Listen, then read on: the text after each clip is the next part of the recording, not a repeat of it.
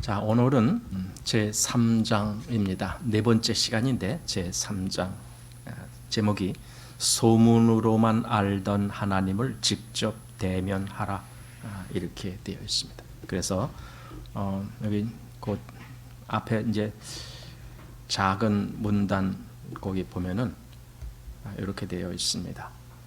현대의 그리스도인들은 봉사한다고 하면서 일에 쫓기고 이곳저곳으로 돌아다니기에 바쁘다. 그래서 그들은 하나님의 임재를 의식하지 못하고 오직 들리는 소문으로만 그분을 알 뿐이다.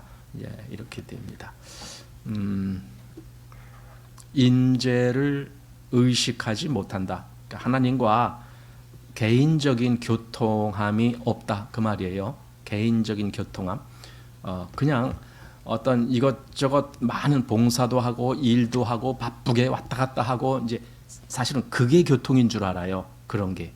그런데 가서 막 또 신나게 뭐 또 하고 막 열정적으로 막 이렇게 뭐 땀도 내면서 막 이렇게, 그게 교통인 줄 알아요. 그런데 실제적인 교통, 하나님의 임재는 그런 게 아니에요. 하나님의 이 살아있는, 그건 말씀으로부터 오는데 그 말씀의 능력이 내 마음을 움직이게 가는 거예요. 그래서 나와 교통이 이루어지는 거예요. 이게 실제적으로 하나님의 임재라고 우리가 말하는 건데, 바쁜 사람은 그럴 시간이 없죠. 왜 이것저것 여기저기 왔다 갔다 하기 바쁘고 막 이것저것 그런 거 생각하기 바쁘고, 그러니까 마음이 하나님 앞에 서질 못하는 거예요. 늘 이것저것. 그래서 오히려 그것을 가지고 하나님과 교통한다. 또 실제로 사람들, 말하자면 그들이 성도들이라는 사람들이죠. 성도들끼리 그런 걸 가지고 교제하면서, 그래 우리가 하나님과 교통했다, 이렇게 또 서로 위로하고 위로받고 그러고 있어요. 그러니까 여러 사람들이 그러고 있으니까 그게 진짜 하나님과의 교통인 걸로 착각을 하는 거예요. 그러나 실상은 그렇지 않다라는 걸 이제 이 책이 말씀을 해줍니다. 자, 본문으로 들어가 보겠습니다. 작은 1번, 하나님의 창조 목적입니다. 사실 우리는 무슨 일을 할 때건 또는 어디에 내 위치가 있건 간에 목적을 알아야 돼요. 그러니까 우리가 세상에 태어났다. 내 태어난 목적이 뭔가? 나 그런 거 없는데요. 그 사람은 살 의미가 없습니다. 목적이 없으면 도대체 뭐로 삽니까? 목적이 있어야 됩니다. 그러니까 뭐 태어나면서도 누가 그걸 알고 태어나나요? 맞아요. 알고 태어난 건 아니에요. 그러나 자라면서 그걸 알게 되는 거예요. 그게 정상입니다. 자라면서 내 삶의 의미가 무엇인가? 나는 무엇을 위해서 내 모든 열정을 투자해야 되겠는가? 이런 것들을 발견해 나가는 겁니다. 즉, 내가 가치 있는 어떤 목적을 발견해 나가면서 그걸 위해서 인생을 열심히 살아가는 것, 이런 것들이 세상에서의 이제 삶이라고 하는 거예요. 가치 있는 삶. 그리스도 안에서도 마찬가지입니다. 하나님이 왜 나를 창조하셨느냐라는 그 창조 목적, 사실 이것이 망가진 것이 문제입니다. 그러나 그걸 다시 회복하는 것이 그리스도인이고, 어쩌면은 아담이 처음에 타락하기 이전의 위치보다도 더 놀라운 위치로 회복되는 것, 이것이 지금 하나님의 구원의 역사입니다. 그럼 하나님이 나를 그렇게 구원하신 목적은 또 왜 그랬는가? 무슨 목적이 있었는가? 이런 걸 발견하고 그 목적에 합당한 삶으로 살아가는 것. 그래야 살맛이 나거든요. 목적을 모를 때는 살맛이 없어요. 그냥 배가 저 넓은 태평양이라는 그 넓은 바다 한가운데 딱 떠 있다라고 합시다. 그런데 사방을 봐도 바다 외에는 아무것도 안 보여요. 이제 조금만 나가도 수평선 금방 수평선이 임해요. 바다 이렇게 나가 보면은 조금만 가도 육지가 안 보이잖아요. 거기서 내가 만약에 목적지를 모르고 있다면, 목적지가 어디에 있는지, 나는 어디를 향해 갈 건지, 어느 항구를 향해 갈 건지 모르고 있다면 도대체 거기서 어떡합니까? 할 수가 없어요. 아무것도 할 수가 없어요. 목적지를 분명히 알면은 천천히 가건 빨리 가건 간에 어쨌든 가게 돼 있어요. 그러니까 사람은 삶의 목적이 무엇인지, 특별히 하나님이 인생을 창조하신 창조의 목적이 무엇인지, 이것은 우리가 분명히 알아야 되는 거예요. 왜냐하면 모든 피조물들도 다 그렇게 살아가요. 근데 유독 사람만이 하나님의 목적과 상반되는 그런 길로 살아가고 있는 거죠. 자, 그런 의미에서 여기 한번 이제 보겠습니다. 어떤 그리스도인들은 경건 생활에 대해 끊임없이 대화하는 것을 즐긴다. 그들은 말로는 계속 뭔가 굉장히 좋은 신앙 생활을 추구하는 자 같이 그렇게 하는 거예요. 그러면서 오히려 그걸 즐기고 있어요. 마치 몇몇 사람들과 같이 그런 대화를 나누고 있으면은 자기가 대단한 신앙 생활을 한 것처럼 그렇게 스스로 만족하고 좋아하고 있다라는 겁니다. 그런데 사실은 그건 착각이죠. 그래서 여기 지금 경건 생활이라고 하는 이런 말도 지금 이 토저 목사님은 사람들이 경건 생활, 우리 경건 생활 잘하고 있어, 이런 말 하는 것조차도 여기 별로 나는 그것을 사람들이 함부로 사용하는 것을 별로 좋아하지 않는다, 이렇게 말합니다. 왜냐하면 경건 생활이라는 것은 말에 있지 않기 때문에 그렇습니다. 여기 보면은 그냥 단순히 이야기거리로 이러쿵저러쿵 말을 하는데, 여기 그다음 뭐래요? 하나님을 진짜 하나님으로 알고 사랑하는 사람은 극히 드물기 때문이다. 진짜 하나님을 알고 진짜 하나님을 사랑하는가? 이것이 문제죠. 이것이 항상 목적이 되어야 되죠. 그리스도인의 삶의 목적, 바로 여기서 찾아야 되는 거죠. 내가 진짜 하나님을 알고 하나님을 사랑하는 그 삶을 사는가, 이거거든요. 다른 것을 가지고 거기다가 이것이 사랑이야라고 대입시키는 것이 아니에요. 그것은 하나님을 잘 모를 때는 그렇게 해요. 다른 아까 요 앞에서 말한 것처럼 이런저런 뭐 일에 뭐 복잡하고 왔다 갔다 하고 바쁘게 하면서 내가 하나님을 많이 사랑했어, 이렇게 착각을 하는 거예요. 그렇지만은 하나님을 제대로 알게 되면은 그것은 다 의미 없다라는 걸 알게 돼요. 그리고 하나님을 사랑하는 것이 정말 내 마음의 중심에 어떤 역사가 일어나게 하는지를 보게 됩니다. 자, 분명히 알라 하면서 바로 하나님이 경건 생활의 기초이시다. 예수 그리스도 그분께서 경건의 실제이시다. 그러니까 경건 생활합니다라고 할 때에 다른 일에서 찾지 말아라. 그건 뭐냐? 직접 하나님, 직접 예수 그리스도를 보고 그분을 알고 그분께로 가고 그분과 교통을 하고 하라. 지금 이 그 말이에요. 그래서 여기 삼위일체 하나님을 더 깊이 알면 알수록 우리는 그분과 교제를 나누는 복된 상태에 점점 빠져든다. 그러니까 알면 알수록 그분과 교제가 이루어진다. 이겁니다. 이 안다라는 것, 베드로후서 1장 3절 말씀에 보면은 정말 우리가 그분을 알므로 모든 것이 다 역사되어진다라는 말이 있어요. 알므로, 알아야 되는 거예요. 이 토저 목사님이 쓴 책 중에 다른 책 그 제목에 그런 것이 있는 거 있어요. 하나님을 추구함이라고 돼 있던가요? 그런 책이 있습니다. 하나님을 추구함. 그게 토저 목사님의 대표작이에요. 그래서 다른 책들 보더라도 토저 목사님은 항상 그 주제가 나와요. 다른 어떤 일이고 뭐고 이런데 마음 뺏기지 말고 넌 하나님을 직접 하나님에게 나가라. 하나님을 찾으라. 하나님의 뜻을 알기를 갈망해라. 계속 그런 주제로 말씀을 하시죠. 그래서 그런 것이 더 중요하다라고 하는 겁니다.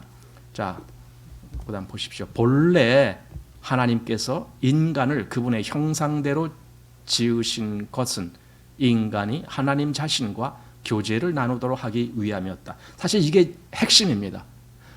하나님의 형상대로 인간을 창조하셨다는 것, 이게 핵심입니다. 왜 특별히 인간에게 하나님의 형상을 닮은 피조물이 되게 하셨을까? 그러니까 세상에 어떤 피조물도 하나님의 형상을 닮은 존재는 없어요. 인간 외에는. 오직 인간만 하나님 형상을 닮았어요. 그것은 인간이 아주 특별하게 창조됐다는 거예요. 그리고 하나님이 그렇게 하신 의도 속에는 하나님과 뭔가 통하는 것이 있게 하시려고, 이게 바로 교통이에요. 교제라고도 말할 수 있어요. 하나님과 서로 이게 뭔가 그 하나님의 뜻에 대해서 나는 그걸 헤아려 보는 거예요. 이게 교제가 되는 거예요. 하나님이 뭐라고 말씀하셨든 하나님이 어떤 목적을 갖고 계셨든 나와는 상관없어. 이건 교제가 안 되는 거예요. 하나님과의 교제라는 것을 어렵게 생각하지 마세요. 하나님이 말씀하신 것, 하나님의 그 목적, 하나님의 뜻, 그것이 실제로 나와 관계를 맺는 거예요. 그게 교제예요. 그러면은 나도 하나님의 뜻에 맞추어서 살게 되고, 또 하나님이 또 내가 그렇게 사는 것을 또 하나님은 보시고 기뻐하시고 이렇게 되는 거예요. 이게 교제라는 거예요. 그러니까 교제라니까 만나서 우리 뭐 차 한잔 마시면서 이야기합시다. 하나님과 그럽니까? 우리 그럴 수가 없잖아요. 하나님과의 교제는 하나님의 뜻에 내 삶이 관계가 있다. 그리고 그건 나한테 중요한 것이다 하면서 내 삶을 거기에 맞춰 나가는 사람. 이 사람이 하나님과 교제하는 사람이에요. 왜냐하면 우리가 하나님의 형상대로 지음을 입었기 때문에. 그게 가장 중요한 문제다. 그런데 여기 교제를 나누도록 하기 위해서 그렇게 하나님의 형상대로 지음을 입었다. 그럼 이 교제는 무슨 교제냐 했을 때 이게 사랑의 교제라는 겁니다. 그래서 구약에도 보면은요, 너는 마음을 다하고 뜻을 다하고 힘을 다하고 정성을 다해 주 너희 하나님을 사랑하라. 이거예요. 그게 교제하라 그 뜻이에요. 정말 하나님과 같이 뭔가 마음에서 나누는 것이 있기를, 내 마음은 하나님의 말씀과 무관하게 사는 것이 아니라 그것이 옳습니다. 하나님 말씀이 맞습니다. 제가 그 말씀을 믿습니다. 하면서 자꾸 그 말씀을 따라가게 되는 것. 이런 것이 교통이다라고 또 교제다라고 그렇게 말하는 겁니다. 이렇게 피조되었는데 그 인간이 여기 고다음 줄에 보니까 죄 때문에 하나님을 아는 지식을 상실했어요. 바로 이게 문제입니다. 이건 아담 때부터 이제 그렇게 나온 거잖아요. 죄는 무엇을 하느냐? 많은 역사가 있지만 가장 중요한 것은요, 하나님을 알지 못하도록 만들어 버려요. 죄 속에 묻혀 있으면 하나님을 아는 지식을 상실해 버려요. 그래서 로마서 1장에 있는 그 말씀, 여기 어디 나올 텐데 그 뒤에 여기 나옵니다. 로마서 1장 28절에 저희가 마음에 하나님 두기를 싫어하며 하나님께서 저희를 그 상실한 마음대로 내어버려 두사, 이렇게 상실한 마음이 되어버렸어요. 즉 하나님의 뜻을 모르고 하나님의 뜻을 저버리고 그냥 자기 혼자 자기 의도대로 자기 주관대로 살아가는 그런 인간이 되어버렸다. 이게 상실한 마음입니다. 이게 비극이에요. 왜냐하면 하나님과 교통이 안 되니까, 하나님의 뜻을 헤아리는 마음이 없으니까, 하나님 따로 나 따로 이렇게 되는 겁니다. 이게 비극이라니까요. 왜냐하면 그 모든 피조물들이 다 하나님의 목적에 의해서 피조되었는데, 즉 창조되었는데, 인간도 하나님의 형상을 따라 창조됐는데, 즉 그것은 하나님과 교제하기 위한 피조물로 창조됐는데, 근데 하나님과 교제가 안 돼요. 상실한 마음이 되어버렸어요. 그럼 비극이죠. 조금 이따가 이제 그걸 어떻게 표현하느냐 하면, 그거는 마치 새가 새장 안에 가두어 있는 것처럼, 그러니까 창공을 날아다녀야 그게 새가 정상적인 것인데 새장에 갇혀 있어서 날질 못하는 것, 또는 물고기가 그 물에서 건진받아 갖고 육지에 와 있는 것 같은 이런 입장이다. 즉 생명력을 상실할 위치에 있는 거죠. 인간이 하나님과 교제하지 못하면 생명력을 상실한 거예요. 왜? 애초에 교제하도록 지음을 받았는데 그걸 못하니까. 여기서 사도는 그걸 인간의 본질이라고 말했습니다. 인간의 본질은 하나님의 형상대로 닮았기 때문에 하나님과 교제해야 된다. 그런데 여기 인간은 마음이 어리석기 때문에 어둠에 휩싸여 하나님을 보지도 못하고 알지도 못한다. 이게 인간의 마음, 이게 상실한 마음이에요. 하나님을 상실한 거죠. 그렇기 때문에 하나님을 보지도 못하고 알지도 못한다. 이게 절망인 거예요. 절망 속에 갇혀 있는 인간. 그 인간에게 빛이 와야만이 기쁨이 되는 겁니다. 아까 그 바흐가 무슨 곡을 만들었다고요? 예수, 인간의 소망, 기쁨, 그런 제목, 그런 곡을 만들 정도로, 아마 그분이 바흐가 정말 주님을 그렇게 알고 믿었는지 그건 모르겠어요. 어쨌든 그런 곡을 만들 정도라면은 최소한 이론적으로라도 알고 있었기 때문에 그러지 않았을까? 이런 생각이 드는 겁니다. 자, 이것이 성경이 그리는 인간의 초상화다. 뭐라고? 절망에 빠져 있는 것. 아까 상실한 마음대로 돼버렸는 것. 성경은 그걸 얘기해 주고 있는 거예요. 인간은 하나님을 상실했어. 인간은 하나님을 상실했어. 그러니까 절망. 그래서 여기 이런 말이 나오는 거예요. 이런 절망감과 공허감과 상실감은 인간이 당면한 엄청난 문제를 반영한다. 인간의 문제, 뭐 요 앞에 이제 무슨 뭐 끝없는 공허감, 또 뭐 저열한 행동, 뭐 여기 그 고귀한 신분에 어울리지 않게, 그 시편 49편에 보면은 49편 제일 마지막 20절에 존귀에 처하나 깨닫지 못하는 사람은 멸망하는 짐승 같도다, 이렇게 말씀했잖아요. 그게 바로 여기 하나님을 상실한 마음을 가진 사람의 말하자면 운명이에요. 운명. 그러니까 존귀에 처하는 것은 하나님의 형상대로 지음을 입을 정도로 그런 존귀한 그런 형상의 모양을 갖추었음에도 불구하고 하나님을 잃어버렸기 때문에, 그러면은 멸망하는 짐승처럼 비참한 거죠. 그게 여기 절망감, 공허감, 상실감, 이것이 인간이 당면한 엄청난 문제이다. 그래서 인간이 살아가는 게 보세요. 늘 살아가는 게 고통이에요. 이 세상 삶이라는 게. 그러니까 그 고통을 잊기 위해서 어떻게 해서든지 즐거움을 찾으려고 애를 쓰는 거죠. 그러려니까 즐거움을 찾으려니까 막 돈도 많이 필요해, 또 뭣도 필요해, 뭣도 필요해, 이렇게 자꾸 욕심만 생기는 거죠. 돈이 없으면 다 불행한 걸로 보이게 되고 그렇잖아요. 왜냐하면 하나님이 없기 때문에. 그러나 하나님이 있는 사람은 다른 건 다 없어도 하나님 하나로 만족할 수가 있어요. 근데 하나님을 상실했기 때문에 다른 걸 아무리 채워도 채워지지가 않는 거죠. 자, 본래의 창조 목적에 충실할 수 없는 죄인에게 이제 남은 것은 끝없는 패배와 고통뿐이다. 이게 인간의 운명 같은 형태입니다. 그러니까 이 세상은 아까도 말씀드렸듯이 계속 싸움질하는 거예요. 왜? 그렇지 않으면 마음이 채워지지가 않는 걸. 내가 저 사람보다 더 많이 가져야 되고, 내가 저 사람보다 더 잘나야 되고, 평가가 좋아야 되고, 허다못해 뭘 하더라도 내가 저 사람을 이겨서 내가 금메달을 따야 되고, 맨날 그렇게 경쟁을 해서 이겨야만이, 그래야만이 마음이 조금 행복한 것 같은 느낌이 드는 거예요. 학교 다닐 때도 성적, 학교 다닐 때 우리 요즘은 성적 나오는지 모르겠어요. 우리 다닐 때 성적이 나왔어요. 1등부터 뭐 꼴등까지 쫙 성적이 나와요. 제적이 뭐 전체 몇 명, 뭐 그 반에서 그 반에 한 60명이다. 그럼 뭐 1등부터 60등까지 쫙 나와요. 저는 그래도 꼴등은 안 해봐갖고 꼴등의 기분이 어떤지를 제가 잘 모르겠어요. 근데 아마 내가 60명 중에 60등 했다. 그러면 기분이 어떨까요? 뭐 한두 번 그래? 난 날마다 그래? 그런 사람들 있을지 모르지만 어쨌든 그렇게 60명 중에 60등 했다 그러면 분명히 그건 기쁨이 없을 거예요. 그러니까 그런 사람은 다른 쪽에서 기쁨을 찾으려고 또 애쓰게 되겠죠. 다른 쪽에서 뭐해? 괜히 멀쩡한 애들 가서 후려 패고 그러니까 뭐 이렇게 하는 애들 있을 것이고 뭐 그런 거 아니에요? 그러니까 요즘 학교에서 보면은 그런 거 있잖아요. 뭐 왕따 이런 거 있잖아요. 그 왕따 하는 애들이 그 남에게 그런 피해를 주는 애들이 왜 그렇습니까? 자기 공허한 마음을 채우려고 그러는 거예요. 왜 공허하게 됐는데? 창조의 목적을 상실해 버렸잖아요. 인간은 하나님의 형상대로 지음을 입었으면서도, 존귀에 처하도록 지음을 입었으면서도 그 마음은 하나님을 상실했기 때문에 멸망하는 짐승처럼 살아가는 거예요. 그게 인간 삶입니다. 오늘 저녁에도 가만히 보세요. 뉴스에 나올 겁니다. 인간들이 어떻게 살아가는지. 그 뭐예요?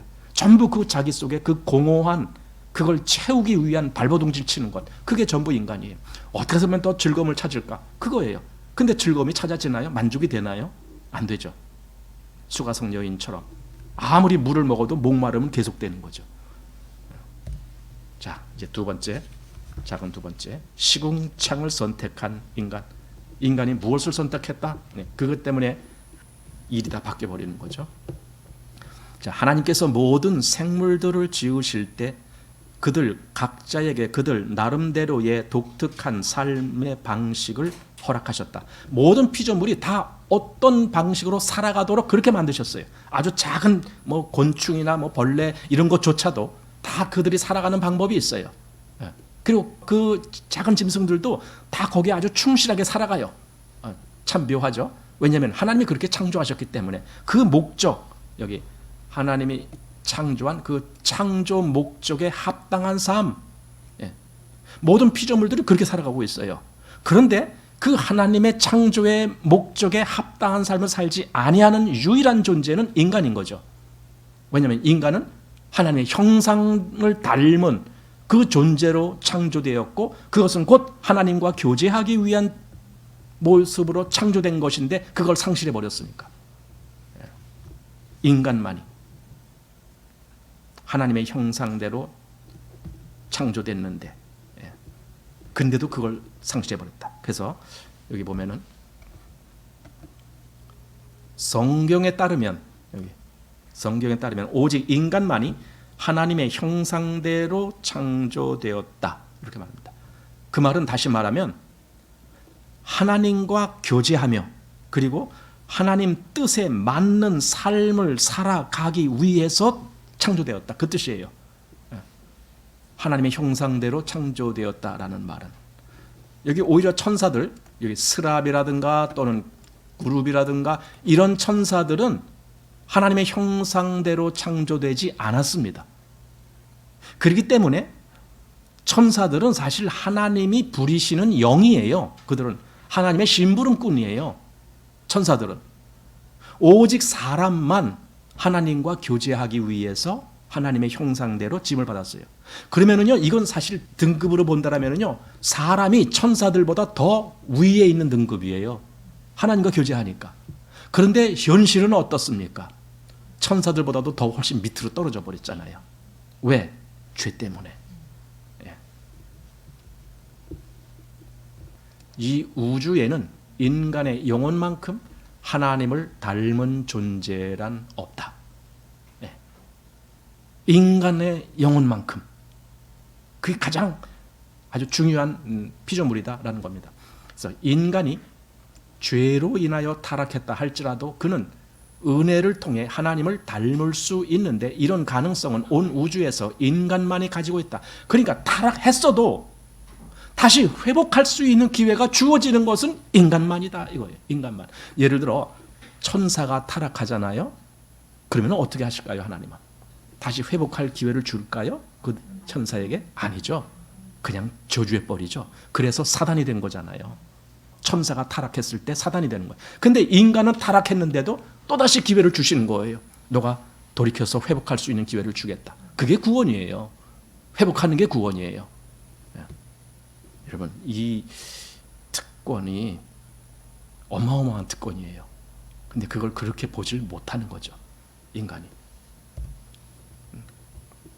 인간이 죄를 지었다는 것은 부인할 수 없는 사실이다. 따라서 그가 타락한 존재라는 것도 부인할 수 없는 사실이다. 그래서 회심하지 않은 사람은 타락한 상태에 머물러 있는 것이다. 즉 혼돈과 공허의 대양, 그 혼돈과 공허의 큰 넓은 바다에서 헤어나오지 못하고 있는 것. 이게 지금 회심하지 아니한 인간의 모습입니다.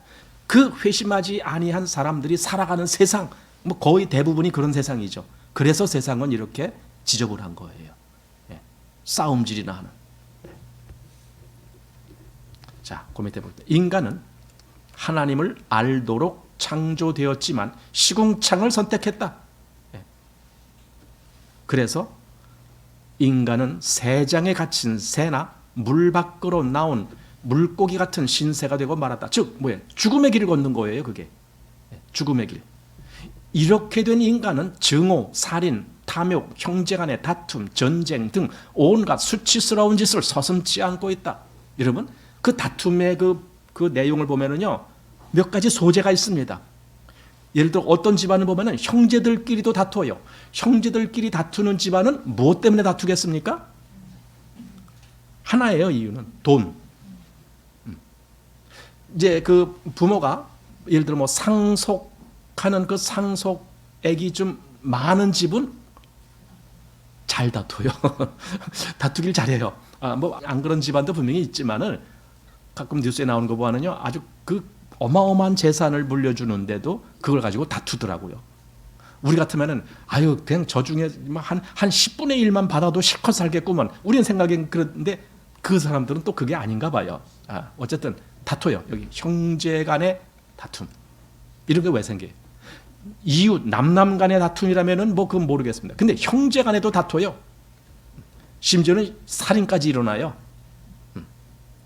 가족 내 살인, 이 얼마나 이게 악한 마음입니까? 근데 왜 그런 마음이 됐냐고요? 상실했기 때문에. 그러니까 그것이 회복되려면 다시 하나님을 찾아야 되는 거죠. 하나님을 상실했으니까 상실한 마음이 이렇게 사는 거예요. 그 로마서 1장 28절 이하에 있는 말씀이 그대로 응해지는 그런 삶이죠. 저희가 마음에 하나님 두기를 싫어하며 하나님께서 저희를 그 상실한 마음대로 내어부려 두사 모든 합당치 못한 일을 하게 하셨으니 하면서 뭡니까? 모든 불의, 추악, 탐욕, 악의, 시기, 살인, 분쟁, 사기, 악독, 수군수군, 뭐하는 자 계속 나와요. 그게 지금 이거잖아요. 증오, 살인, 탐욕, 형제간의 다툼, 전쟁 등 뭐 이런 거. 원인은 하나입니다. 하나님을 상실했기 때문에 그거예요. 여기서 지금 계속 인간의 지금 실제적인 상태가 뭐냐? 하나님을 상실했다. 이거예요. 그 하나님을 상실했기 때문에 그럼 어떻게 해야 되느냐? 다시 하나님을 찾아야죠. 다시 회복해야죠. 근데 그건 우리가 한다라고 되는 문제가 아니에요. 하나님이 그렇게 주셔요. 다만 나는 그걸 그렇게 받아야 되는 거예요. 그걸 하나님이 주시는 그대로 받는다라는 말을 다른 말로 믿는다라고 말하는 거예요. 하나님이 그렇게 하신 것을 믿는다 이거예요. 믿음은 하나님이 주신 것을 받는 거예요. 왜? 그래야 내가 회복이 되니까. 자, 그래서 여기 좋은 소식이라는 말이 나오는 겁니다. 자, 뭐가 좋겠습니까? 바로 이 회복될 수 있는 길이 있다라는 이게 좋은 소식이죠. 자, 이렇게 타락과 상실의 바다에서 헤어나지 못하는 인간에게도 좋은 소식이 있는가? 잃어버린 하나님의 형상을 다시 찾고 그분을 알려는 갈망을 품고 사는 인간에게 아직도 희망이 남아 있는가? 근데 대답은 뭐라고요? 그렇다. 예. 있다. 그럼 그렇게 해야죠. 우리가 찾아야죠. 얻도록 정말 하나님을 다시 갈망해야죠. 그겁니다. 예. 자, 성경은 죄를 범한 인간이 하나님을 아는 것이 아직도 가능하다라고 가르친다. 그래서 하나님께서 죄를 범하여 자기들의 처음 권리를 잃어버린 천사들은 버리셨지만 인류는 버리시지 않았다고 성경은 교훈한다. 이겁니다. 물론 징계가 있었죠. 버림받았죠. 그러나 완전한 버림은 아니에요. 이것이 무엇에 비교되냐면 이스라엘 민족이 그래요. 이스라엘 민족이 구약에 보면은 계속 하나님을 거역하기 때문에 하나님이 그들을 버리시는 거예요. 그래서 이방인들에게 함락당하고 침략받고 막 고생하고 유리하게 되고 막 여기저기 포로로 잡혀가고 뭐 아수르에도 끌려가고 바벨론에도 끌려가고 막 이런 일이 있게 하는 그들을 버리신 거예요. 그런데 성경은 뭐라고 얘기하느냐? 아주 버리지는 아니하셨다. 이렇게 나와요. 다시 회복될 약속이 있는 거예요. 근데 그게 꼭 인간한테가 똑같은 거예요. 인간이 죄로 말미암아 하나님으로부터 사실 떨어져 나간 것이고 에덴 동산에서 그 아담이 그 뭐 생명나무 열매를 먹지 못하도록 거기서 내어보냄을 받은 것처럼 인간은 하나님에게서 타락된 존재로 떨어져 나간 것이에요. 한마디로 하나님 편에서 보면은 버리신 거예요. 그런데 아주 버리지 아니했어요. 왜냐하면 다시 구원 얻을 기회를 주시니까. 그 기회를 소중히 받는 사람은 구원받아요. 자, 왜 하나님께서는 구속자의 공로를 통해 구원받을 수 있는 기회를 죄를 범한 인간에게 허락하셨을까? 왜 그런 기회를 또 주시느냐고요. 그냥 인간이 타락했으면 그냥 버려버리지. 근데 하나님은 버리시지 않냐고 또 구원받을 기회를 주시는 이유가 무엇인가? 그거예요. 근데 여기 그렇게 말했어. 오직 그것은 인간이 하나님의 형상으로 지음을 입었기 때문에. 그러니까 하나님은요, 인간을 하나님의 형상을 닮았기 때문에 어떻게 보시느냐 하면은 하나님의 가족으로 보시는 거예요. 하나님의 가족처럼. 부모가 자녀를 낳았을 때에 자녀가 누굴 닮아요? 대개 부모 닮은 자녀가 나오잖아요. 예를 들어 어떤 집에 백인 남편과 백인 아내가 결혼을 했는데 자식을 낳았는데 흑인이 나왔어. 그러면 그 집은 난리라는 거예요. 부모 닮지 않았으니까. 예, 여러분, 하나님 형상대로 창조됐다는 것은 하나님 닮았다는 것인데, 그런데 사단 때문에 그 닮은 형체를 잃어버리고 사단을 닮은 존재가 되어버렸으니 이게 얼마나 황당한 노릇이냐고요. 그런데 하나님은 알고 계셔요. 그래, 네가 아무리 그래도 네 속에는 나를 닮은 게 아직도 있어. 그러니 너는 돌이켜. 이 말을 해주는 거거든요. 돌이켜야 돼. 지금 이 말. 예. 그래서 하나님께서는 독생자의 희생을 통해 인간에게 자신의 영원한 사랑을 보이셨다. 이렇게 왜? 사랑으로 다시 돌아오라고. 그겁니다. 자, 그래서 성경은 죄에 빠진 인간이 하나님의 존전에 나와 그분과 교제할 수 있는 방법에 대해 가르친다. 다시 보세요. 뭐라고요? 뭘 가르친다고요? 그분과 교제가 뭔데요? 아까 하나님의 형상대로 입은 그 목적을 하나님과 교제하기 위해서, 그냥 정상으로 다시 회복되기 위한 그것을 말씀하는 것이 성경이에요. 하나님과 다시 정상적인 교제를 할 수 있게 하는 것. 그래서 성경에 따르면 인간은 예수 그리스도 안에서 주어지는 죄사함과 은혜와 중생과 칭의를 통해 하나님께 나아가 그분과 교제할 수 있다, 이겁니다. 그냥 여기 죄사함, 은혜, 중생, 칭의 이런 거 있지만은 사실 그게 목적이 아닌 거예요. 목적은 하나님과 교제함. 이걸 잘 알아야 돼요. 왜냐하면 사람들은요, 이 수단을 목적으로 착각을 하기 때문에 내가 구원받은 거, 내가 죄사함 받은 거, 내가 의롭다 칭의 받은 거, 그게 목적인 줄 알아요. 그거 목적 아니라니까요. 목적이 아니고 목적은 하나님과 교제함이에요. 이런 과정을 통해서 정상적으로 회복됨으로 하나님과 교제가 되는 거예요. 이게 목적입니다. 그러니까 내가 죄사함 받았다, 왜 받았는가? 하나님과 교제하기 위해서. 그게 아까 우리 서두에서 하나님의 임재라고 말했어요. 임재. 하나님과 교통이 이루어지는 거예요. 그걸 위해서 구원을 받은 거예요. 그걸 위해서 죄사함 받고, 그걸 위해서 칭의도 받고 그러는 거예요. 그런데 이 수단을 목적으로 착각하기 때문에 그냥 나 죄사함 받고 구원받았으니까 됐어 하고 끝나버리는 거죠. 이 사람은 아직 회복이 안 된 거예요. 성경에 따르면 인간은 예수 그리스도 안에서 주어진 죄사함과 은혜와 중생과 칭의를 통해 하나님께 나아가 그분과 교제할 수 있다. 이거죠. 이걸 위해서 한 거죠. 그래서 이 모든 것은 신성의 모든 충만이 예수 그리스도 안에 거한다는 하나의 교훈으로 요약될 수 있다. 그러니까 우리에게 필요한 분이 누구라고요? 예수 그리스도예요. 그래서 아까 그 바흐가 작곡한 곡이 그거예요. 예수, 인간의 소망, 기쁨. 이렇게 돼요. 예수가 인간의 소망이요 기쁨이다. 그 곡을 만든 그 제목이 딱 맞아요. 여기 예수만이 유일한 인간의 소망이요 기쁨이다. 자, 그래서 우리는 그리스도 안에서 그리고 그리스도를 통해 발견할 수 있다. 뭘 발견한다는 겁니까? 요 뒤에 보니까 요 앞에 여기 보이지 아니하시는 하나님의 형상, 그렇죠? 그리고 그분의 빛나는 영광, 그분의 위격, 이런 분명한 형상, 이런 모든 것을 그리스도 안에서 그리고 그리스도를 통해서, 그러니까 예수 그리스도가 길이에요. 내가 곧 길이요. 그분이 길이에요. 그래서 예수 그리스도를 알아야 하나님을 아는 거예요. 왜? 그분이 길이니까. 예수 그리스도를 알기를 게을리한 사람은 하나님도 몰라요. 그렇게 될 수밖에 없죠.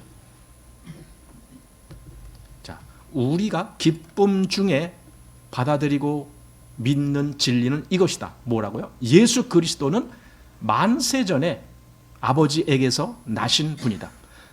예수 그리스도 만세전에 아버지에게서 나신 분이다. 그게 예수 그리스도시다라는 겁니다. 그리고 이 밑에 보면은 예수 그리스도는 지음받지 않고 나셨으며, 예수님은 계속 피조물이 아닌 거예요. 하나님 아버지로부터 오신 분입니다. 그래서 하나님께로서 나신 분이다. 이렇게 말하는 겁니다. 그리고 아버지와 본질이 동일하시다. 예수 그리스도를 통해서 만물이 창조되었다. 그 예수 그리스도. 그러니까 하나님이 이 회복, 하나님과 교제가 다시 이루어질 수 있는 이 회복을 할 수 있는 길을 딱 제시해 주신 것이 예수 그리스도입니다. 예수 그리스도를 통해서 회복이 되는 겁니다. 자, 이제 작은 4번. 만물의 근원. 뭐겠습니까? 만물의 근원이. 한번 보겠습니다. 당신에게 권하노니 그리스도를 폄하하는데 많은 시간을 투자하는 사람들의 말을 듣지 말라. 그리스도를 폄하한다. 그분의 가치를 떨어뜨리는 거예요. 그런 말을 많이 하는 사람들, 그들과는 상종도 하지 말아라. 지금 그 말입니다. 그런 것이 뭐냐? 다시 한번 보십시오. 당신에게 권하노니 예수 그리스도가 누군지 잘 모르는 사람들이 사용하는 모호한 현대적 전문 용어에 현혹되지 말라. 이건 세상 지식은 아주 해박하겠죠. 그러니까 여기 현대적 전문 용어들이 아주 밝은 사람들이겠죠. 무슨 매스컴 통해서 보는 사람들 말하는 거 보면은요, 말에 아주 현란함에 아주 그냥 우리는 입 벌리고 벙하니 있을 정도로 그렇게 말들을 잘해요. 그런데 문제는요, 거기에 하나님을 아는 지식은 하나도 없어요. 그렇게 말들을 잘하는데. 말들을 요즘은 그런 프로그램이 많더라고요. 이렇게 서로 대담 나누고 무슨 사건 있으면 그 사건에 대해서 몇 명 이렇게 패널들이 나와갖고 서로 말하면서 그거는 이런 겁니다, 저런 겁니다. 다 평가하고 서로 이런 거 잘해요. 그런 거 말 들어보면 야, 저 사람 대단한 지식을 가졌구나 이렇게 우리가 느끼게 돼요. 왜? 나는 그 사람 반도 못 따라가니까. 그런데 문제는 그들의 말 속에 하나님은 없어요. 그 현란한 말 속에 하나님은 없어요. 현대적 전문 용어. 이것은요, 단지 세상에서만 그런 것이 아니라 기독교 내에서도 비슷해요. 현대적 전문 용어. 이상한 아주 현대 이상한 말들을, 성경에도 없는 말들을 막 만들어내가면서 그렇게 마치 그것이 진짜 기독교인 양 막 말하는 것이 있는데, 그런데 현혹될 필요가 없습니다. 자, 맨 밑에 보십시오. 그리스도는 하나님이셨고 또 하나님이시며 앞으로도 영원히 하나님이시다. 과거, 현재, 미래가 다 그분은 하나님이시다. 누가? 그리스도가. 그러니까 그리스도가 하나님이시다라는 그 사실을 아는 것이 참 중요합니다. 자, 우리가 그리스도를 발견하고 그리스도를 안다는 것은 만물의 근원으로 돌아가는 것을 뜻한다. 이게 원래 바른 위치로 회복이 되는 겁니다. 내가 그리스도를 알고 그분을 발견하고 그분과 관계를 맺고 그분과 어떤 신뢰와 사랑의 관계가 되고 이러는 것은 실제적으로 이게 원래의 그 근원, 인간이 하나님의 형상대로 지음을 받았을 때의 그 근원으로 돌아가는 거예요. 이게 바로 회복이고 이게 구원입니다. 하나님과의 관계. 저는 가끔 그런 말씀 드리잖아요. 구원이 뭔데? 하나님과의 관계가 회복되는 것. 그게 구원이에요. 깨진 관계가 회복되는 것. 이것은 나 혼자만의 생각하는 그런 착각이 아니고 실질적으로 성경이 지지해주고 입증하는 그런 관계로 회복되는 것. 이것이 구원이다라고 제가 여러 번 말씀드렸습니다. 신성의 모든 충만이 육체로 거하시는 분이 그리스도십니다. 이 말은 골로새서 2장 9절에 나오는 말씀이에요. 그리스도가 그런 분이구나라는 겁니다. 자, 그래서 믿음과 기도라는 신속하고 단호하고 의지적인 행동을 통해 우리의 영혼이 우리의 존재의 근원으로 돌아가서 다시 시작할 수 있다는 것은 정말 기적이요 기사이다. 믿음, 내가 그 하나님의 모든 말씀을 통한 그분의 약속과 그분의 모든 역사를 믿는 거예요. 그리고 나는 그것을 원한다라는 표현이 기도예요. 하나님, 내가 그걸 원합니다. 그러니 내게서 그것이 이루어지게 해 주십시오.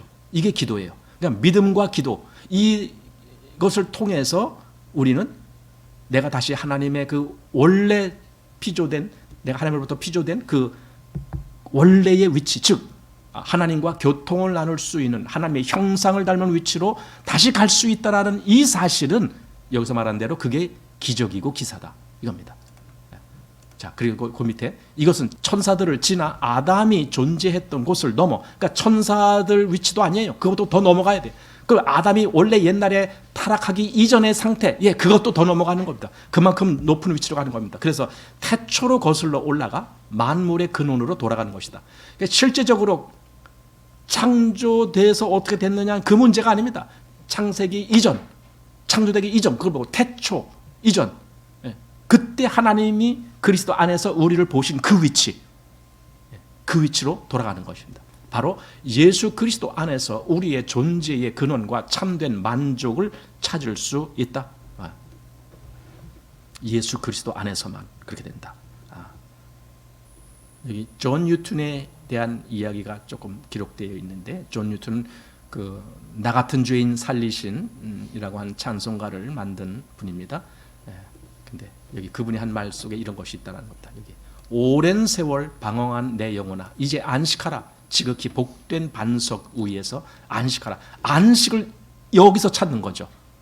안식은요, 스스로 자기가 자기를 위로하는 것이 안식이 아닙니다. 난 이제 내가 예수를 믿고 뭐 이제 하니까 난 평안한 자야 하고 자기를 최면 걸어요. 여러분 그런 게 안식이 아닙니다. 이 안식이라는 것은요, 실제로 그 해답을 예수 그리스도 안에서 찾은 사람입니다. 예수 그리스도가 이런 분이군요 하면서 그 안에서 발견한 안식, 그게 진짜입니다. 그래서 그 밑에, 맨 밑에 예수 그리스도께서 하나님의 자녀들에게 하나님을 나타내고 하나님의 복을 약속하셨음에도 불구하고 우리가 하나님에 대해 조금밖에 알지 못하는 것은 무슨 이유인가? 예수 그리스도가 하나님을 나타냈어요. 그 요한복음 1장 18절에 아무도 하나님을 본 사람이 없으되 아버지 품속에 있는 독생하신 하나님이 나타내셨느니라. 즉 독생하신 하나님은 예수 그리스도를 얘기하는 거예요. 그 예수 그리스도께서 아버지 하나님을 나타내신 거예요. 그게 요한복음 1장 18절이에요. 자, 그래서 이제 작은 5번 소문으로만 알다. 그러니까 소문으로만 안다는 것은요, 아직 잘 모른다 그 뜻이에요. 아직 잘 모른다. 먼 발치에서만 조금 들어서 이게 뭡니까? 대충 뭐 교회 나오는 사람들이 대충 이 정도 위치에 있어요. 하나님을 대충 아는 정도, 대충. 그러나 정말 하나님이 어떤 분이고 예수 그리스도께서 어떤 분인지 너가 그것을 말할 수 있어? 하면은 말할 게 없어요. 바로 이게 소문으로만 알았기 때문에 그래요. 욥기 42장 그 맨 마지막에 그 5절 말씀 보면은 욥이 고백하는 내용에 그것이 있어요. 내가 전에는 뭐 귀로만 들었었더니, 그 귀로만 들었었단 말이 여기 소문으로만 알았다 그거예요. 하나님에 대해서 내가 전에는 소문으로만 알았어요. 근데도 엄청 열심은 냈죠. 욥은 엄청 열심 냈어요. 그리고 정말 죄를 안 범하려고 엄청 노력을 또 했어요. 하지만 하나님을 제대로 안 건 아니에요. 소문으로만 알았어요. 그래서 내가 전에는 귀로만 들었었더니 이제는 어떻게 해요? 눈으로 보나이다. 이렇게 고백하는 거예요. 진짜 이제 내가 알겠습니다 라고 고백하는 거예요. 그러니까 욥기는 핵심이 그겁니다. 전에는 내가 하나님을 소문으로 알았는데 이제는 내가 진짜 알게 됐습니다. 하나님이 어떠한 분이신지 이제 진짜 알게 됐습니다. 이게 욥기예요. 그래서 여기 소문으로만 알다. 하나님에 대해서. 원래 인간은 하나님을 다 알 수가 없잖아요. 인간이 어떻게 무슨 수로 하나님을 압니까? 그걸 여기서 이렇게 예를 들었어요. 예를 들어 용량이 1리터짜리 되는 용기가 있는데 그 1리터가 넘는 물을 다 담을 수가 있는가? 못 담지 않느냐. 하나님의 분량이 어느 정도일까? 과연 인간이 다 그걸 알고 담을 수 있는 분량일까요? 천만에죠. 하나님의 분량은 어마어마하죠. 무한대죠. 인간은 이 조그만 용량 가지고 어떻게 하나님을 다 압니까? 그러니까 하나님을 다 알 수가 없다. 그게 인간의 위치입니다. 그래서 여기 이제 여기 조금 지나서 여기 교부들이 이런 말을 했다라는 건데 사실 이게 어떤 의미에서는 기독교 교리일 수도 있어요. 여기 보면 이렇게 되어 있습니다. 사랑의 본질은 자신을 주는 것인데 성부는 자신과 동등한 존재가 아니라면 그 어떤 존재에게도 자신의 사랑을 완전히 주실 수 없다. 그래서 결국은 성부는 자신과 동등한 분이신 성자에게 자신의 사랑을 부어주셨다. 그리고 성자는 성부와 동등하시기 때문에 그분의 사랑을 받아들일 수 있었다. 자, 그리고 성부께서 자신의 사랑을 성자에게 부어주실 때 전달 매체가 필요했는데 이때 등장한 분이 바로 성부와 성자와 동격이신 성령이시다.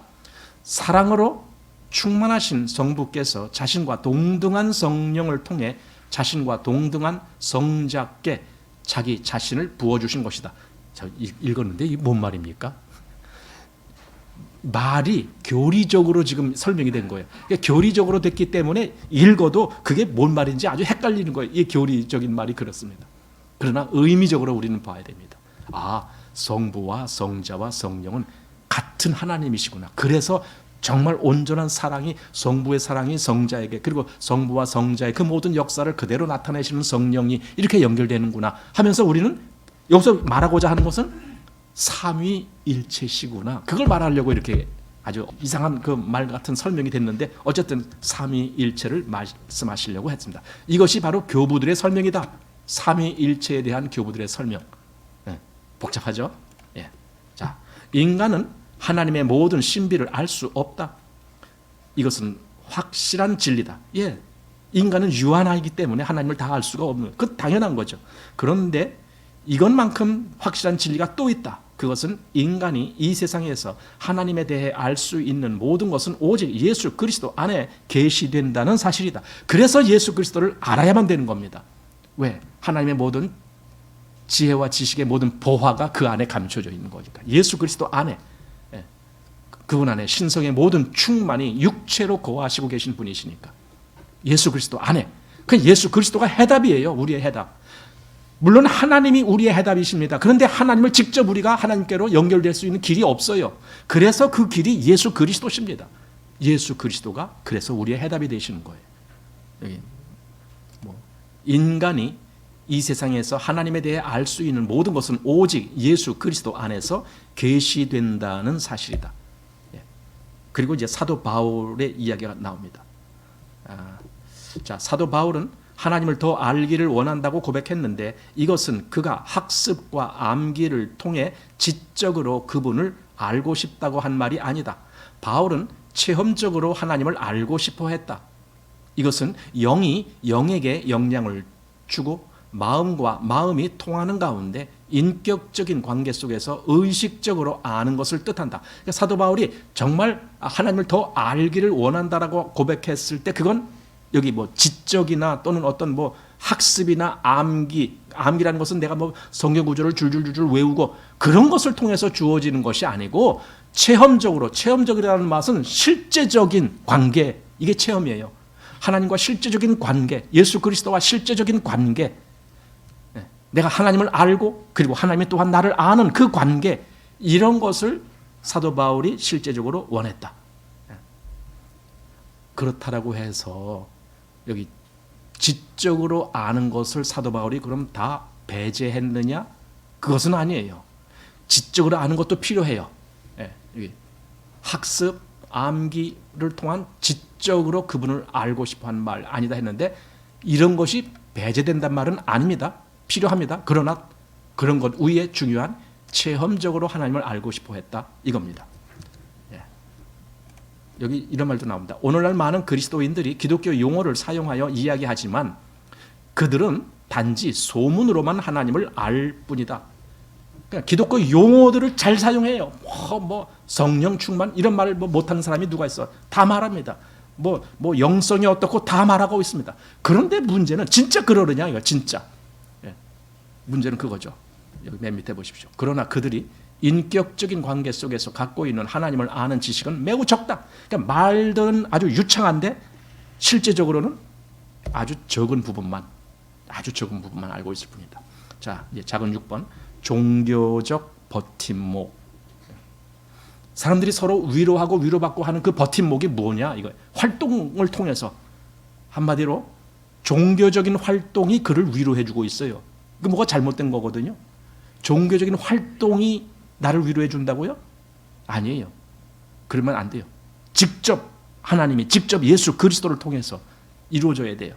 자, 그래서 여기 이런 말씀 보십시오. 많은 그리스도인들은 교회 출석, 봉사 활동 또는 서로 간의 교제, 찬양 집회 등 그런 것을 의지하여 자신들의 신앙적 체면을 유지해 나가고 있다. 그리고 그들이 이렇게 하는 것은 이런 다양한 활동을 통해서 서로 의지할 수 있기 때문이다. 그들은 이런저런 기독교 모임들 속에서 서로를 지지해주는 버팀목이 되어주는데 많은 시간을 투자한다. 이게 사실은 대부분의 현대적인 기독교 체계 속에 또는 현대적인 교회들에게 벌어지고 있는 일들이 바로 이런 겁니다. 하나님의 일이라고 그렇게 명칭을 하는 것에 아주 열심히들 그렇게 매달리게 만듭니다. 그리고는 서로도 그래 잘했어. 당신 신앙이 좋아. 이렇게 서로 위로해주고 위로받고 그러고 있는 겁니다. 여러분 그게 진짜일까요? 성경이 진짜 그걸 기록하고 하나님이 진짜 그걸 원하고 있을까요? 어떤 일을 통해서 그렇게 자기 열심을 낸 것을 스스로 위로받는 그것을 하나님이 인정하시느냐 이거죠. 정녕 아닙니다. 그건 종교적 버팀목일 뿐이지 하나님을 아는 지식이 아니다 그 말입니다. 자, 그 밑에 보십시오. 예수께서 이 세상에 계실 때 그분은 많은 일을 하셨다. 예수님 병자를 고쳤고 또 말씀을 전파하고 사람들 질문했고 이런 거 다 했다. 그러나 이런 것들은 그분이 성부 하나님을 인격적인 관계 속에서 알고 교제를 나누는 것에 비하면 단지 부수적인 것에 불과했다.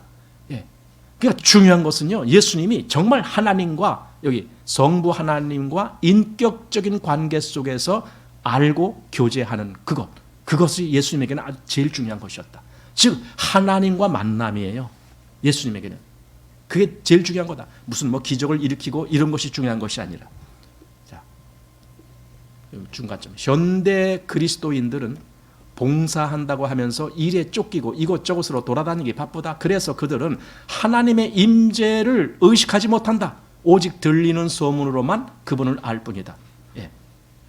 하나님의 임재, 하나님의 실제, 하나님과 실제적으로 통해지는 교통 이런 걸 모른다. 왜냐하면은 여러 가지 외적인 봉사 활동을 통해서 그것이 하나님을 만나는 거라고 그렇게 알고 있기 때문에, 예, 그렇게 알고 있기 때문에. 그러나 보세요. 하나님의 말씀을 안다라는 것은요, 그 말씀이 어떻게 역사되어지느냐? 내 마음에 역사되어지는 거죠. 말씀이. 예. 그래서 내 마음을 그 말씀이 막 움직이게 한다니까요. 흔들어 놓는다니까요. 그래서 뭔가 잘못된 것이 있으면 다시 하나님을 향해서 올바로 가도록 그렇게 만들어 버린다니까요. 이게 말씀의 역사거든요. 이게 실제적으로 하나님과의 만남이요, 교통인 거거든요. 그런 역사가 실제로 일어나야만이 마땅한데 사람들은 외적인 행위를 너무 치중하다 보니까 그런 내면의 하나님과의 만남에 대해서는 멀리 떨어져 있게 됐다라는 거다. 그래서 이게 왜 그런 문제가 생겼느냐? 그것은 오늘날 믿음이 있다고 하는 그리스도인들이 하나님께 무언가 얻기만을 바라기 때문이다. 야, 얻는 것. 하나님 이거 주십시오. 주십시오. 사실은 기도를 가만히 들어보면은 이런 기도가 거의 태반이죠. 하나님 이번에 우리가 뭘 이렇게 하려고 하는데 하나님 잘 되게 해주세요. 잘 되게 해주세요. 잘 되게 해주세요. 하나님 이제 2023년도 지나가고 새해만데 새해는 더 잘 되게 해주세요. 이런 기도만 하는 거예요. 그게 아니라 하나님이 뭘 원하시고 계실까? 하나님의 뜻이 어딘가? 하나님 내가 그걸 좀 알게 해주십시오. 내 영이 깨어서 더욱 하나님과 서로 교통이 일어날 수 있도록 그렇게 좀 나를 인도해 주십시오. 이런 기도를 못 하잖아요. 달라는 기도만 하지. 그래서 여기 책을 써서 팔기 원하는 사람들은 무슨 책? 하나님께 많은 것을 얻을 수 있는 17가지 방법 이런 제목으로 딱 쓰면 아주 순실하게 팔린다는 거야. 이런 책은 팔린다는 것은요, 그거 원하는 사람이 소위 기독교인이라고 하는 사람들이 그런 거 원하는 사람이 아주 많다 그 말이죠. 자, 또는 마음의 평안을 얻는 14가지 방법 뭐 이런 거 전부 뭐 나한테 유익되고 나한테 잘되고 이런 것만 얻는 거 그런 것만 갈망한다. 그러니까 그런 책만 잔뜩 팔린다 이겁니다. 여기 아까 뭐 17가지 했는데 이거 왜 17가지냐고 하면 성령의 은사가 17가지거든요. 성경에 기록된 게. 그들은 하나님께서 자기 자신을 하나님께서 뭘 주신다고요? 하나님께서 자기 자신을 주기를 원하신다는 사실을 알지 못한다. 하나님은요 이런 어떤 뭐 은사니 무슨 뭐 선물이니 뭐 잘되게 하는 거니 그런 게 아니고 하나님 자신을 주시길 원해. 그러니까 이게 뭡니까? 너는 다른 것을 찾지 말고 너는 나를 찾아라. 지금 그 뜻이에요. 하나님 자신을 찾아라. 하나님 자신을. 자, 아주 저급한 행동이라고 하는 제목을 보겠습니다. 여기 아까 성령의 은사 얘기 나왔죠. 그래서 성령님께 이 17가지 은사를 모두 받았다고 가정해보자. 그런데 하나님은 없어. 하나님은 몰라. 은사는 잔뜩 받았는데, 예, 그런 경우 있어요. 은사는 아주 세게 뭘 한다고 하는데 실제로 성경에서 말하는 그 하나님은 이 사람 마음에는 없어. 그럼 뭐예요? 이 은사라는 게 뭘 뜻하는 거예요? 여러분, 은사는요 누구도 받았는 줄 아세요? 가룟 유다도 받았어요. 은사는 가룟 유다, 그 멸망의 대표자인 가룟 유다도 은사를 받았어요. 그래서 나가서 병 고치고 뭐 다 했어요. 예수님이 둘씩 파송할 때에 그런 은사를 주셨거든요. 둘씩에게. 자, 앞에서 이미 창조에 대해 언급하면서 하나님께서 자신의 피조물 각각에게 합당한 환경을 허락하셨다고 설명했다. 그게 어디냐면 아까 그 작은 2장에서 거기서 모든 피조물은 하나님께서 그 합당한 환경 속에 살도록 그렇게 역사하셨다 그겁니다. 그런데 보십시오. 하나님이 인간을 자신의 형상대로 창조하시고 인간을 어린 양의 보혈로 구속하셨기 때문에 그리스도인의 진정한 환경은 바로 하나님의 마음이다. 그리스도인이 삶을 영위하는 그 진정한 환경이 하나님 자신이시다 그 말입니다. 우리는 그 안에서 살기 위해서 택함을 입고 구속함을 받고 그렇게 한 것이다. 그런데 실제적으로 그리스도인이 하나님을 떠난 거죠. 자꾸만.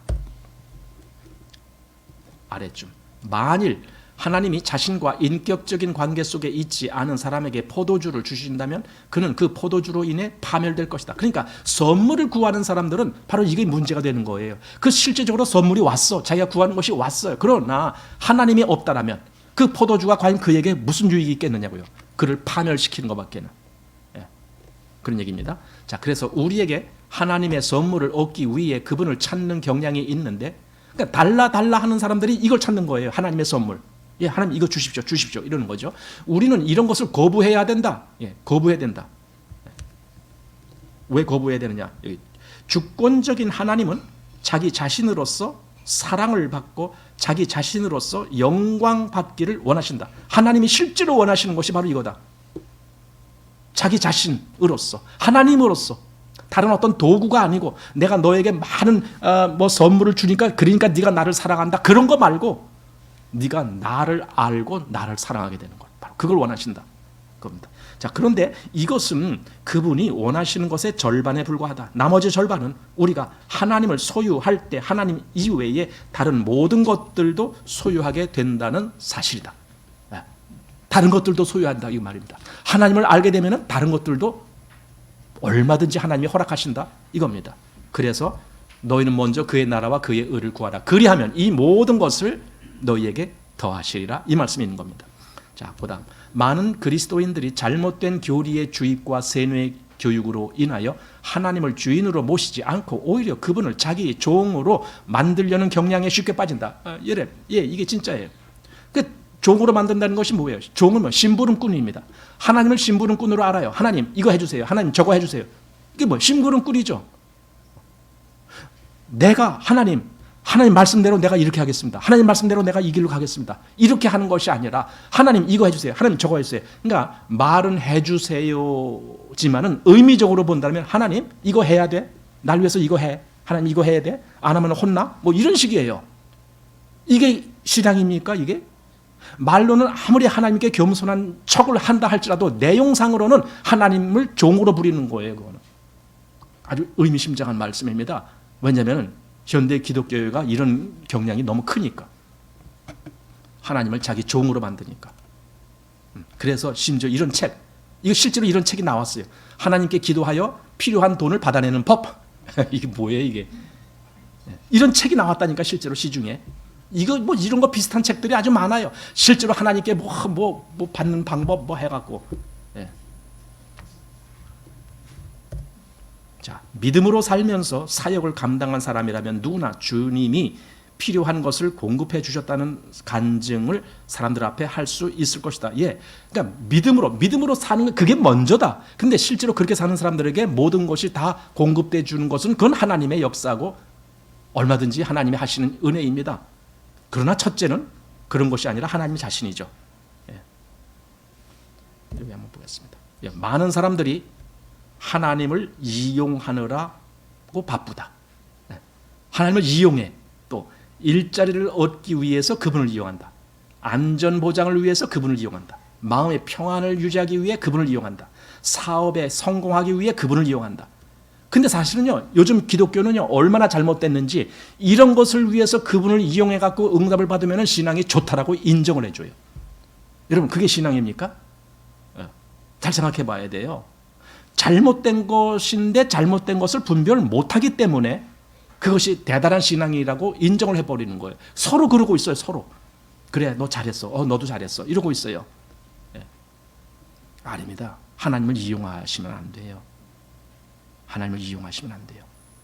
심지어는 어느 것까지 이용하느냐? 여기 맨 밑에. 천국에 가기 위해서 하나님을 이용해. 하나님, 나 믿었으니까 나 천국 보내주시는 거예요. 나 그거 꼭 믿고 있어요. 그러니까 나 천국 갈 줄 알아요.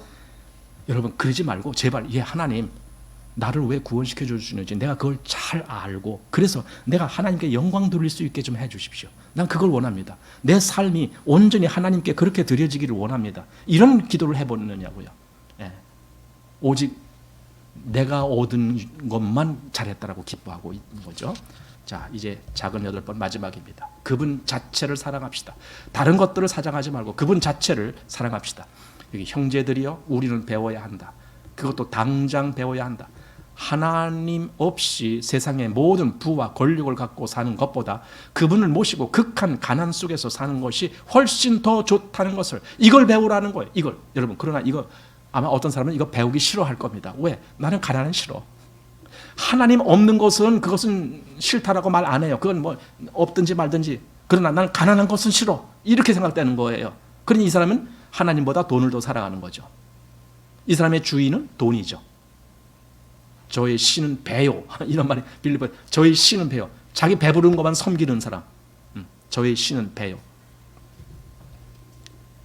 네, 존 웨슬리 얘기가 나오는데 그분이 한 말 속에 여기, 만일 어떤 사람이 설교하러 와서 사랑보다 다른 것을 먼저 구하라고 가르친다면 그의 말을 듣지 마십시오. 예, 듣지 말라. 예. 다른 것보다 하나님을 더 구하십시오. 하나님이 첫째다 그 말입니다. 예, 그분 자체를 구하십시오. 그러면서 정말 하나님을 아는 것을 방해하는 것이 있다면 여기 그런 말이 있습니다. 내가 역동적이고 인격적인 관계 속에서 하나님을 알아가는 것을 방해하는 사람이 있다면 그는 나의 원수다. 그럼 내가 하나님을 알아가는 것을 방해하는 것이 무엇이 있을까? 이걸 알아야 되죠. 뭐 여러 가지가 있어요. 여기 보니까 내 친구 또는 어떤 은사, 은사까지도 방해가 돼요. 하나님이 나에게 이런 은사를 주셨어. 한마디로 나에게 이런 능력, 이런 재주를 주셨다. 뭐 그런 거예요. 근데 내가 너무 그것을 좋아하는 나머지 실제로 하나님을 알아나가는 일에 방해가 돼버렸다. 그럼 은사도 나의 원수다 말입니다. 나와 하나님 사이를 갈라놓는다면 그것은 나의 원수다. 이렇게 아주 엄중한 말씀을 해가고 있습니다. 그 밑에 좀 더 내려가서 형제들이요, 형제들이요, 이런 저급한 것을 하나님을 깊이 알아 차원 높은 행복을 얻는 것과 감히 비교하지 말라. 그러니까 진짜 하나님을 추구하면서 거기서 얻어지는 기쁨과, 또는 그게 아니라 그냥 하나님 이거 주십시오 주십시오 해서 그것이 진짜 주어졌어, 이루어졌어, 그러니까 그게 기쁜 거야. 그런 기쁨과는 비교하지 말아라 이거예요. 하나님을 아는 기쁨, 내 주 그리스도 예수를 아는 지식이 가장 고상하다라고 고백한 그 사도 바울의 마음의 기쁨, 이런 것을 추구하라 그 말입니다. 그래서 여기 어떻게 말합니까? 제발 하나님을 알라. 멈추지 말고 계속 그분을 알아가라. 그러면 만일 누군가 당신에게 와서 성경을 인용하면서 당신의 체험이 완전히 잘못되었다고 비난할지도 모른다. 그렇지만 당신은 당당히 이렇게 대답할 수 있을 것이다. 어떤 사람이 성경을 인용해가면서 야, 성경에 이렇게 되어 있는데 너가 지금 잘못됐어, 막 이렇게 하는 사람도 있어요. 실제로 성경을 인용하면서, 아니 이단들은 성경 인용 안 합니까?